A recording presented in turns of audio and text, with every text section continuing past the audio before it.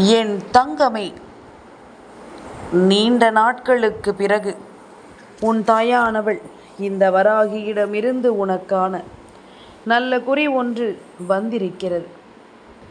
என் குழந்தையே, உன்னுடைய தலையெழுத்தை மாற்றும் இந்த விஷயத்தை நிச்சயமாக நீ என்னவென்று தெரிந்து கொள்ள வேண்டும். உன்னோடு உன் அம்மா நான் இருக்கும் இந்த நேரம் இதுபோன்ற ஒரு செய்தி உன்னை வந்து சேர்கிறது என்றால் எந்த காரணத்தை கொண்டும் அதை நீ விட்டுவிடக்கூடாது. உன்னோடு நான் இருக்கும் இந்த நேரம் உனக்கான நன்மைகளையும் உனக்கான நன்மதிப்பையும் தருகிறது என்று நான் பலமுறை உனக்கு சொல்லி இருக்கின்றேன். எந்த நிலையிலும் நான் உன்னை விட்டுவிடுவதில்லை. எந்த சூழ்நிலையிலும் இந்த தாயானவள் உன்னை கைவிடுவதில்லை. உனக்கு நடக்கும் நல்ல விஷயங்களை உணர்ந்து கொள்ள வேண்டிய நேரம் இது. என்ன நடந்தது, ஏது நடந்தது என்பதனை எல்லாமும் தாண்டி நான் உனக்கு சொல்லக்கூடிய இந்த விஷயங்களை நீ முழுக்க முழுக்க எப்பொழுதும் சரியாக புரிந்து கொள்ள வேண்டும். வராகி என்ற தெய்வம் உன் வாழ்க்கையில் இருக்கின்ற இந்த நேரத்தை நீ எப்பொழுதுமே சரியாக கவனிக்கிறாய், சரியாக புரிந்து கொள்கிறாய் என்றால் இனிமேல் எதை பற்றியும் என் பிள்ளை நீ கலங்க வேண்டாம் அல்லவா? உன்னோடு நான் இருக்கின்ற இந்த காலம் இனி ஒட்டு மொத்தமாக உன் வாழ்க்கையில் உனக்கான எதிர்காலம் இனி எப்படி இருக்கும் என்பதனை நிச்சயமாக எடுத்துச் சொல்லிவிடும் என்பதனை நீ மறந்து விடாதே. நான் இருக்கின்ற இந்த நேரங்களை எல்லாமும் நீ சரியாக புரிந்து கொள்வதும் இனி உனக்காக ஒவ்வொன்றையும் சரியாக வகுத்து கொள்வதும் நிச்சயமாக உனக்குள் இருக்கும் பல உண்மையான விஷயங்களை வெளிக்கொண்டு வரத்தான் வேண்டும். என்ன நடந்தது, ஏது நடந்தது என்பதனை எல்லாமும் யோசித்து மனம் கலங்காதே. உன்னோடு நான் இருக்கின்ற இந்த காலம் முழுக்க இனி உன்னை சுற்றி நடப்பது எல்லாமும் சரியென்று நீயாகவே இனி தெரிந்து கொள்வாய். என் தங்கமே, மனது அதிகமாக யோசிக்கிறது என்றால் எங்கோ ஒரு தவறு நடக்கிறது என்ற அர்த்தம். குழப்பங்கள் அதிகமாகும் பொழுது யோசனைகளை விட்டுவிட்டு உன்னை சுற்றி நடக்கும் ஒவ்வொரு விஷயங்களையும் நீ சரியாக புரிந்து கொள்ள தயாராகிவிட வேண்டும். எந்த ஒரு விஷயத்திலும் இந்த தாயானவள் ஒரு பொழுதும் உன்னிடத்தில் பொய் என்ற ஒரு விஷயத்தை நிச்சயமாக சொல்லிவிடுவதில்லை அல்லவா? உன்னை தேடி வரும் எல்லாமுமாக இந்த வாழ்க்கையில் தெய்வமுடனிருக்கும் இந்த நேரம் என் பிள்ளை எதையும் நீ தொலைத்து விடக்கூடாது. உனக்காக வேண்டி நான் இருக்கும் இந்த காலங்களை இனி முழுக்க முழுக்க எப்பொழுதும் என் குழந்தை நீ சரிவர புரிந்து கொள்ள வேண்டும் என்பதில் எந்த ஒரு மாற்று கருத்தும் கிடையாது. என்ன தேவை என்று என் பிள்ளை நினைக்கிறாயோ அவை அத்தனையையும் நான் சரியாக உனக்கு கொடுப்பதில் எப்பொழுதும் தயாராக இருக்கிறேன். உன்னுடைய விருப்பங்கள் என்னவென்று பார்த்து பார்த்து நான் உனக்கு தந்து கொண்டிருக்கிறேன் என்பதனையும் நீ மறக்கக்கூடாது. இனி உன் வாழ்க்கையில் என்ன நடக்கும் என்பதனை நீ தெரிந்து கொள்ள வேண்டிய காலகட்டம் உனக்கு கைகூடி வந்துவிட்டது. உன்னை சுற்றி நடக்கும் ஒவ்வொரு விஷயங்களிலும் நிச்சயமாக நீ வாழ வேண்டிய அவசியமும் உனக்கு வந்துவிட்டது. ஆசைப்படுவது தவறு கிடையாது, ஆனால் எல்லாமும் ஒரு அளவோடு தான் இருக்க வேண்டும் என்பதனை நீ புரிந்து கொள்ள வேண்டும். என் குழந்தையே, நமக்கு நல்லது நடக்கும் என்ற ஒரு புரிதல் இருக்கும் பொழுது இந்த வாழ்க்கையில் எல்லா விஷயங்களும் சரியாக உன்னை வழிநடத்தும் என்பதனை நீ மறக்கக்கூடாது. சரியான நேரங்களில் நான் உன்னை தேடி வருவதும் இனி உனக்கான நன்மைகளை சரியாக உனக்கு எடுத்துச் சொல்வதும் எப்பொழுதும் இனி உனக்கு நிலைத்திருக்க வேண்டும். வாழ்க்கை என்றால் என்ன தெரியுமா? நான் உனக்கு ஒரு விஷயத்தை சொல்லவா? ஒரு குருவும் ஒரு சிஷ்யனும் பேசிக்கொண்ட ஒரு விஷயத்தை உனக்கு சொல்லவா? சிஷ்யனானவன் தன்னுடைய குருவிடம் வந்து, குருவே, எனக்கு வாழ்க்கையில் மகிழ்ச்சியே இல்லை என்று சொல்லி வருத்தப்பட்டு கொண்டிருக்கின்றான். குருவானவர் தன்னுடைய சிஷ்யனை தோட்டத்திற்கு அழைத்துச் செல்கிறார். அங்கே வண்ண வண்ண பட்டாம்பூச்சிகள் அங்குமிங்கும் பறந்து கொண்டிருக்கின்றன. இதோ இவற்றில் ஒன்றை பிடித்து கொண்டு வா என்று சிஷ்யனிடம் குரு சொன்னார்.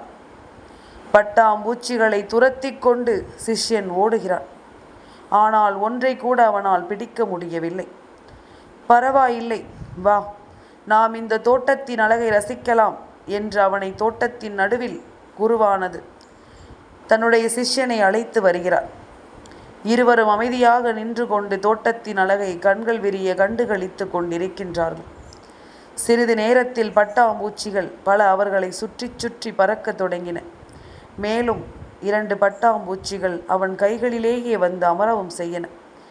குரு சிரித்து கொண்டே என்ன சொன்னார் தெரியுமா? இதுதான் வாழ்க்கை. மகிழ்ச்சியை தேடி துரத்துவது அல்ல வாழ்க்கை. வாழ்க்கையை அமைதியாக நின்று நீ ரசிக்கும் பொழுது அந்த மகிழ்ச்சி உன்னிடம் தானாகவே வந்து சேர்ந்து விடும் என்பதுதான். இதுபோலத்தான் என் பிள்ளையும் உன் வாழ்க்கையில் அந்த மகிழ்ச்சியை நீ தேடி ஓடுவதை நிறுத்திவிட்டு நீ உன் வாழ்க்கையை நிம்மதியாக வாழ என்ன செய்ய வேண்டும் என்பதனை சரியாக நீ தெரிந்து கொண்டு முன்னேறு. நிச்சயமாக தானாகவே சந்தோஷம் உன் கைகளில் வந்து சேர்ந்துவிடும். என் குழந்தையே, எப்பொழுதுமே நாம் நம்மை சுற்றி இருக்கும் ஒவ்வொரு விஷயங்களையும் யோசித்து கலங்குவது போல இனிமேலும் எல்லாமும் நமக்கு சரியாக நடக்கும் என்ற எண்ணம் உனக்குள் முதலில் ஆழமாக இருக்க வேண்டும். எந்த ஒரு விஷயத்திற்காகவும் நீ நிச்சயமாக நினைத்து கலங்குவாயானால் அடுத்த நிலையை நோக்கி உன்னால் ஒரு நொடி பொழுதும் பயணிக்க முடியாது. அடுத்தது என்னவென்று உன்னால் ஒரு நொடி பொழுதும் யோசிக்க முடியாது. என் குழந்தையே, நல்லதை படைத்த தெய்வம்தானே கெட்டதையும் படைத்திருக்கிறார். அதனால் நல்லதை மட்டும் ஏற்பது போல கெட்டதையும் ஏற்கத்தானே வேண்டும். என் குழந்தையே, எப்பொழுதுமே நல்லதுதான் நாம் யோசிக்கிறோமே தவிர நமக்கு ஒரு கஷ்டம் வந்தாலோ நமக்கு ஒரு துன்பம் வந்தாலோ அதை ஏற்றுக்கொள்ள நம்முடைய மனது விரும்புவதில்லை. அதை என்னவென்று புரிந்து கொள்ள நம்முடைய மனது நினைப்பதில்லை. இதனை நாம் சரியாக இனி உணர வேண்டும். நம்மை சுற்றி வரும் ஒவ்வொரு விஷயங்களையும் நாம் சரியாக புரிந்து கொள்ள வேண்டும். என் குழந்தையே, ஒரு நாள் ஒரு மனிதன் ஒரு குயிலை பார்த்து சொல்கிறான், நீ மட்டும் கருப்பாக இல்லை என்றால் எவ்வளவு நன்றாக இருந்திருக்கும் என்று. கடலிடம் சொன்னான், நீ மட்டும் உப்பாக இல்லை என்றால் எவ்வளவு நன்றாக இருந்திருக்கும் என்று. ரோஜா பூவிடம் சொன்னான், உன்னிடம் முட்கள் இல்லை என்றால் எவ்வளவு நன்றாக இருக்கும் என்று. அப்போது அந்த மூன்றும் ஒன்று சேர்ந்து அவனிடம் என்ன சொன்னது தெரியுமா? உன்னிடம் மட்டும் மற்றவர்களின் குறைகளை கண்டுபிடிக்கும் பழக்கம் இல்லை என்றால் எவ்வளவு நன்றாக இருக்கும் என்று. மற்றவர்களிடம் குறைகளை காணாத மனிதன் மிகவும் அழகு. மற்றவர்களிடம் குறை சொல்லி வாழ நினைக்காத மனிதன் அழகோ அழகு என்பதனை நீ மறந்துவிடக்கூடாது. என்ன நடந்தாலும் என் பிள்ளை, நீ சரியாக ஒவ்வொன்றையும் நமக்கு ஏற்றது போல ஏற்றுக்கொள்ள பழகிவிட வேண்டும். இன்று அம்மா உனக்கு சொல்கின்ற ஒவ்வொரு விஷயங்களிலும் நீ இனி உன் வாழ்க்கையை நிச்சயமாக எதிர்கொள்ள துணிந்து விடுவாய். உனக்கு நடப்பது எல்லாமும் என்னவென்று நிச்சயமாக உனக்கு தெரிந்துவிடும். ஒரு ஆற்றங்கரையோரம் 2 பெரிய மரம் இருந்து கொண்டிருந்தது. அந்த வழியாக வந்த ஒரு சிட்டுக்குருவி மரத்திடம் கேட்டது, மழைக்காலம் தொடங்க இருப்பதால் நானும் என்னுடைய குஞ்சுகளும் வசிக்க கூடு கட்ட அனுமதிக்க முடியுமா என்று கேட்டது. முதலில் இருந்த மரம் முடியாது என்று சென்று கோபத்தோடு சொல்லிவிட்டது. அடுத்த மரத்திடம் கேட்டது, அது அனுமதித்தது. குருவி கூடு கட்டி சந்தோஷமாக வாழ்ந்து கொண்டிருந்த அந்த நேரம் அன்று பலத்த மழை, ஆற்றில் வெள்ளம் வந்தபொழுது முதல் மரத்தை அது அடித்துச் சென்றது. தண்ணீரில் இழுத்துச் செல்லும் பொழுது குருவி சிரித்து கொண்டே சென்றது. எனக்கு வசிக்க கூடு கட்ட இடம் இல்லை என்று சொன்னதால் இப்பொழுது தண்ணீரில் அடித்துச் செல்லப்படுகிறாய் என்றது. அதற்கு மரம் கூறிய பதில் என்ன தெரியுமா? எனக்கு தெரியும், நான் வலுவடைந்து விட்டேன். எப்படியும் இந்த மலைக்கு நான் தாங்க மாட்டேன், தண்ணீரில் அடித்துச் செல்லப்படுவேன் என்று. நீயும் உன்னுடைய குழந்தைகளும் நல்ல வாழ்க்கையை வாழ வேண்டும் என்றுதான் உனக்கு இடமில்லை என்று சொன்னேன். என்னை மன்னித்து விடு என்று சொல்லி அது சென்றது. அதனால் யாரும் உன்னை நிராகரித்தால் தவறாக நினைக்காதே. உண்மையாகவே உன்னை இவர்கள் நிராகரித்தாலுமே அதிலும் ஏதோ ஒரு நன்மை இருக்கிறது என்பதனை நீ புரிந்து கொள்ள வேண்டும்.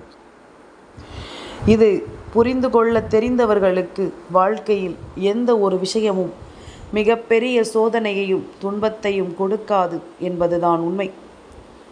ஒருவனுக்கு அதிகமாக கோபம் வந்து கொண்டே இருக்கிறது. ஒரு நாள் அவனினுடைய அப்பா அவனிடம் சுத்தியலும் நிறைய ஆணிகளையும் கொடுத்தார். இனிமேல் கோபம் வரும் பொழுதெல்லாமும் வீட்டின் பின் சுவற்றில் ஆணி அடிக்குமாறு சொன்னார். முதல் நாள் 10 ஆணி, மறுநாள் 7, பின்னர் 5, 2 என படிப்படியாக ஆணி அடிக்க கோபம் குறைந்தது. ஒரு நாள் ஒரே ஒரு ஆணி அடித்தார். மொத்தமாக 45 ஆணிகள் அடித்து உள்ளேன். இனி கோபம் வராது என்று அவன் அப்பாவிடம் கூறினான்.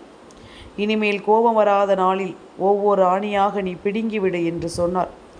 45 நாளில் அடுத்த ஆணிகளை பிடுங்கப்பட்டு விட்டன என பெருமையுடன் அப்பாவை அழைத்து அதை காட்டினான். உடனே அவன் தந்தை என்ன சொன்னார் தெரியுமா? ஆணிகளை பிடுங்கிவிட்டாய், சுவற்றில் உள்ள ஓட்டைகளை என்ன செய்வாய் என்று. உன் கோபம் இதுபோல பலரை காயப்படுத்தி இருக்கும் அல்லவா என்று அவர் சொன்னார். அந்த இளைஞன் அந்த நேரத்தில் வெட்கி தலை குனிந்தான். கோபம் என்பது நாய்க்கும் கூடத்தான் வரும் என் குழந்தையே. ஆனால் நாம் காட்டுகின்ற கோபம் எதிரில் இருப்பவர்களை அதிகமாக பாதிக்கும் பொழுது நிச்சயமாக அது இந்த வாழ்க்கையில் எதிரில் இருப்பவர்களினுடைய சாபத்தை ஒருவருக்கு பெற்று கொடுக்கும் என்பதனை மறக்கக்கூடாது. சுற்றி நடக்கும் ஒவ்வொரு விஷயங்களையும் என்னவென்று நாம் புரிந்து கொள்ள வேண்டும். உன்னோடு நான் இருக்கும் இந்த நேரத்தை நீ நிச்சயமாக சரியாக புரிந்து கொள்ள வேண்டும். உனக்கென நான் எடுத்துச் சொல்லும் எல்லா விஷயங்களையும் நீ கொஞ்சம் கொஞ்சமாக புரிந்து கொள்ள வேண்டும் என்பதனை மறக்காதே. எதற்காக அம்மா இதையெல்லாமும் உனக்கு சொல்ல வேண்டும் என்பதனை சற்று சிந்தித்து பார். உன் வாழ்க்கையிலும் இதுபோன்ற பல நிகழ்வுகள் நடக்கிறது. இதையெல்லாமும் நீ புரிந்து கொண்டால், இதையெல்லாமும் நீ சரியாக என்னவென்று தெரிந்து கொண்டால், நிச்சயமாக உனக்கு இனி வரக்கூடிய நாட்களில் பல நல்ல விஷயங்களும் உனக்கு நடந்தே தீரும் என்பதனை நீ மறந்து விடாதே. என் குழந்தையே, ஒரு பள்ளிக்கூட வாசலில் பலூன் விற்கக்கூடிய ஒருவர் பலூன்களை விற்று கொண்டிருந்தார். அவை எல்லாமும் மேலே பறக்கக்கூடிய பலூன்கள். அவர் பலூன்களில் காற்றடைத்து விற்பதை ஒரு சிறுமி கவனித்து கொண்டிருந்தாள். மெல்ல பலூன்காரரிடம் வந்து, இந்த பலூன்கள் எல்லாமே மேலே பறக்குமா என்று கேட்டாள். ஓ, பறக்குமே, என்ன விஷயம்? பலூன் எந்த வண்ணத்தில் இருந்தாலும் பறக்குமா என்று மீண்டும் கேட்டாள் அந்த சிறுமி. சிறுமி ஏன் இப்படி கேட்கிறாள் என்று அந்த பலூன்காரருக்கும் புரியவில்லை. ஏமா இப்படி கேட்கிறாய் என்று கேட்டார். இல்லை, இந்த பலூன் கருப்பு வண்ணத்தில் இருந்தால் கூட பறக்குமா? அப்பொழுதுதான் பலூன்காரருக்கு விஷயம் புரிந்தது. அந்த சிறுமியின் நிறம் கருப்பு. இந்த பலூன் மேலே போவதற்கு காரணம் அதனினுடைய வண்ணம் இல்லை, உள்ளே இருக்கின்ற வாயுதான். என்ன வண்ணமானாலும் உள்ளே இருப்பது சரியாக இருந்தால் யார் வேண்டுமானாலும் உயரலாம் என்று சொன்னார். தன் நம்பிக்கை. இன்று இதுபோன்ற விஷயங்கள் பல பிள்ளைகளின் வாழ்க்கையிலும் நடக்கிறது. ஒருவரினுடைய நிறத்தை வைத்து மதிப்பிடுவது, ஒருவரினுடைய அழகை வைத்து மதிப்பிடுவது என்று இன்னமும் சில இடங்களில் சில விஷயங்கள் நடக்கத்தான் செய்கின்றது. ஆனால் இதையெல்லாமும் நாளை தன் வாழ்க்கையிலும் அவர்கள் சந்திக்க வேண்டி வரும் என்பதனை மறக்கக்கூடாது. அவர்கள் வாழ்க்கையிலும் ஒவ்வொரு விஷயங்களும் சரியாகவே இதுபோல நடக்கும் பொழுது தான் செய்த தவறு என்னவென்று நிச்சயமாக அவர்கள் புரிந்து கொள்வார்கள் என்பதனை நீ மறக்கக்கூடாது. உன்னோடு நான் இருக்கின்ற இந்த நேரம் முழுக்க இனி அத்தனை விஷயங்களையும் நான் உனக்கு சரியாக எடுத்துச் சொல்வேன். நிச்சயமாக நல்லது நடக்க எந்த நாளும் என் பிள்ளை உன் தாயின் வார்த்தைகளை கவனமாக கேட்டு நீ நிச்சயமாக வாழ்ந்து காட்ட வேண்டும் என்பதனை நீ மறக்காதே. நல்லது வேண்டி என்றும் உனக்கு நான் துணையிருக்கும் இந்த நேரம் இனி எப்பொழுதும் உனக்கு நல்லதுதான் நடக்கும் என்பதனையும் நீ புரிந்து கொள்வாய். எந்த காலத்திலும் இந்த வாழ்க்கை உனக்கு சரியான ஒன்றை நிறைவாக எடுத்துச் சொல்லும் என்பதனை நீ மறந்து விடாதே. உண்மைகளை உன் தாயானவள் சொல்லும் வரை பொறுத்து கொண்டிருக்கிறாயா? அல்லது உன்னை சுற்றி நடக்கும் ஒவ்வொரு விஷயங்களையும் என்னவென்று நீ தெரிந்து கொள்ள விரும்புகிறாயா? நான் இருக்கிறேன் என்பது உன் வாழ்க்கையில் போதும் என்ற ஒரு மிகப்பெரிய மாற்றத்தை உனக்கு தருகிறது என்றால் இனி உன்னை சுற்றி நடக்கும் அத்தனை விஷயங்களிலும் சரியான ஒரு விஷயம் நிச்சயமாக நடந்தே தீரும் என்பதனை நீ மறந்து விடாது. நல்லது வேண்டியும் இனி உனக்கு நான் உருவாக்கி கொடுக்கும் ஒவ்வொரு விஷயங்களிலும் நிச்சயமாக நல்லது நடந்தே தீரும் என்பதனை நீ புரிந்து கொள்வாய். மிக பெரிய ஆச்சரியங்களையும் அதிசயங்களையும் இந்த வாழ்க்கை உனக்கு இனி சரியாக நடத்தி கொடுப்பதை நீ கட்டாயமாக புரிந்து கொள்வாய் என்பதனையும் நீ மறக்காதே. நான் இருக்கும் இது போன்ற நேரங்களை உணர்ந்து உன்னை சுற்றி வரும் உண்மைகளுக்கு கட்டுப்பட்டு நீ சரியாக உன்னை வாழ வேண்டும், சரியாக உன்னை வாழ வைக்க வேண்டும் என்பதனை நீ மறக்கக்கூடாது. நல்லது வேண்டி நான் உன்னோடு உனக்கு துணையிருக்கும் இந்த நேரம் இனி அத்தனையிலும் உன்னுடைய வெற்றியை நீ சரியாக போற்றி முன்னின்று உன் வெற்றியை நீ உறுதி செய்யும்படி நான் துணையிருக்கும் இந்த காலத்திலேயே அதையெல்லாமும் நீ பெற வேண்டும். என்ன நடக்கிறது, ஏது நடக்கிறது என்பது எல்லாமும் என் பிள்ளையின் வாழ்க்கையில் இனி நடக்கும் ஒவ்வொரு உண்மைகளையும் பொறுத்தது. உனக்கு நல்லது நடக்கும் என்பதில் இனி எந்த மாற்று கருத்தும் கிடையாது. உனக்கான நல்ல விஷயங்கள் எல்லாமும் சரியாக நடக்கும் என்பதில் எந்த ஒரு மாற்று கருத்தும் கிடையாது. தேவையில்லாதது என்று இனி எதற்கும் என் பிள்ளை நீ கலங்கிக் கொண்டிருப்பதை விட நான் உன்னோடு உனக்கென சொல்லித்தரும் ஒவ்வொரு விஷயங்களையும் நான் என்னவென்று உனக்கு உருவாக்கி தந்து விடுவேன் என்பதனை நீ மறக்கக்கூடாது. நம்பிக்கையோடு இருக்கும் என் பிள்ளைக்கு இந்த வாழ்க்கை நல்லதொரு மாற்றத்தை நிச்சயமாக இனி நடத்தி கொடுக்கும் என்பதனையும் நீ மறக்கக்கூடாது. வருகின்ற நேரங்கள் உனக்கான இந்த வாழ்க்கையை இனி நிச்சயமாக நல்லபடியாக எடுத்துச் சொல்லும் என்பதனை நீ புரிந்து கொள்ள வேண்டும். சரி என்றும் தவறென்றும் எதற்கும் என் பிள்ளை நீ கலங்கக்கூடாது. நான் இருக்கும் பொழுது உனக்கு எப்பொழுதும் வெற்றி உறுதியாக கிடைக்கும். உன்னை சுற்றி நடக்கும் சில விஷயங்கள் உனக்கு புரியாமல் போயிருக்கிறது. ஆனால் இனி வரும் நாட்கள் உனக்கு நிச்சயமாக ஒவ்வொன்றையும் சரியாக எடுத்துச் சொல்லும் என்பதனை நீ மறக்காதே. சரியாக உன் முன்னால் கொண்டு வந்து நிறுத்தும் என்பதனையும் நீ மறக்காதே. நான் இருப்பதை உனக்காக வேண்டி நான் உணர்த்தி சொல்லும் இந்த காலங்களை நீ முழுக்க முழுக்க சரியாக உணர்ந்து கொள். எந்த நிலையிலும் நீ எதையும் நம்பிக்கையான வெற்றியோடு சரியாக புரிந்து கொள், அது போதும்.